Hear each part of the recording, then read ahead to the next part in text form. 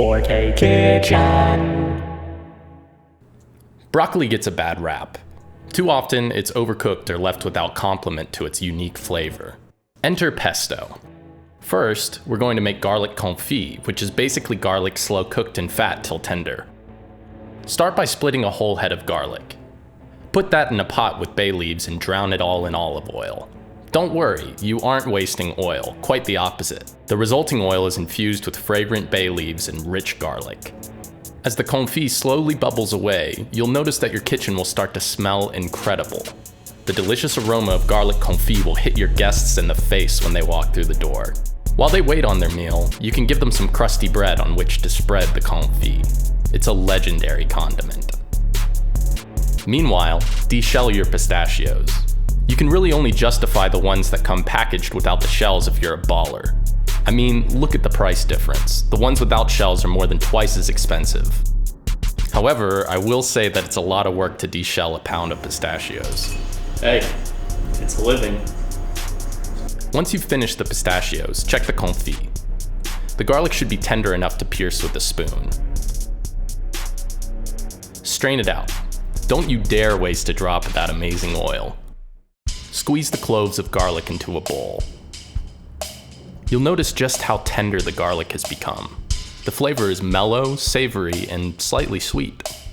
Chiffonade basil and chop up flat leaf parsley. With the pistachios, infused oil, basil, parsley, and garlic confit good to go, you can begin to build your pesto. Start by bashing up the pistachios. We're going to toast them a bit to bring out their flavor, but I like to bash them first so they've got more surface area for toasting. Toast the nuts in a dry pan on medium-low heat.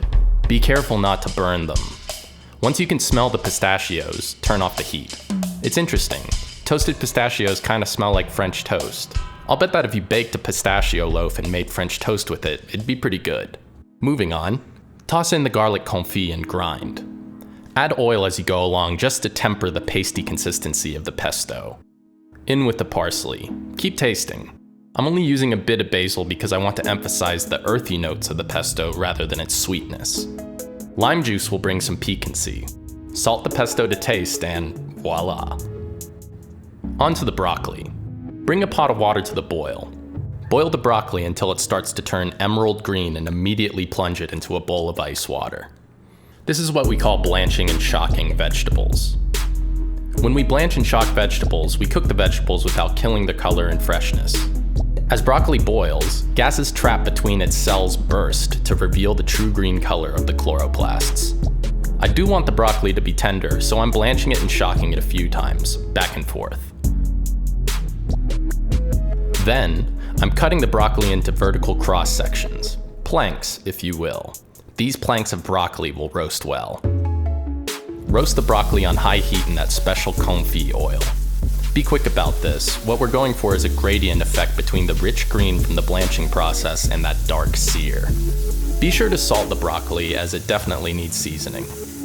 Finally, add a bit more oil and some champagne vinegar for a tangy glaze.